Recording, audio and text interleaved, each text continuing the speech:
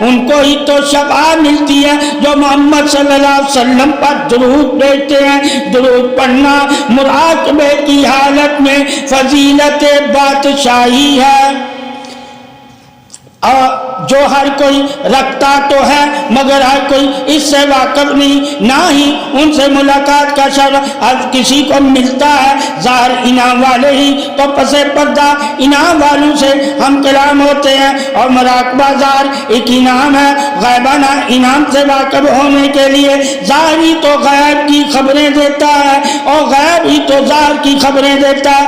ظاہر باطن ہی خبر ہے، کبھی ظاہر سے اور کبھی باطن سے اصلاح ہوتی ہے۔ مراقبہ ظاہر بھی اصلاح ہے اور باطن میں بھی اصلاح ہے۔ مومن کا ظاہر باطن اصلاح والا ہونا لازم ہے۔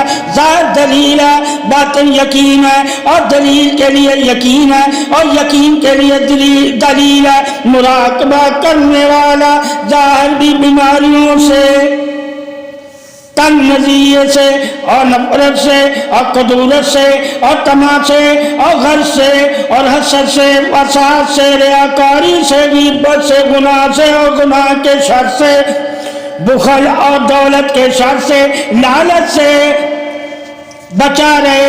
ظاہر و باطن کو بچانا ہے، ظاہر و باطن کو پاک کرنا ہے، ظاہر و باطن گمانوں سے لڑنا ہے، ظاہر و باطن خباث و خبیث سے نجات پانی ہے، ظاہر و باطن شرک سے بچنا ہے، ظاہر و باطن عداوت سے بچنا ہے، ظاہر و باطن شیطان کے شر سے بچنا ہے، انسان کے شر سے بچنا ہے، جنات کے شر سے بچنا ہے، اور نفس کے شر سے بچنا ہے۔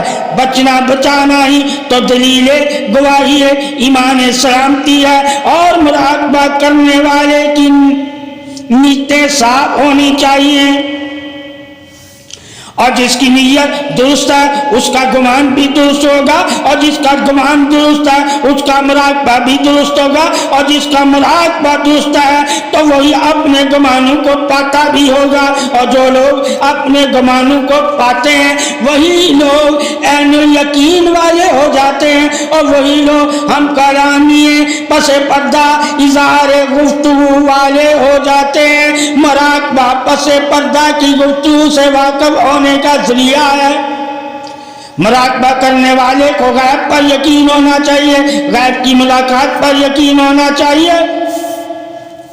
یہ بھی مقام پاسداری حفاظت ہے، اور جو اس مقام سے واقف ہو جائے ان کو پاسدار بھی ہونا چاہیے۔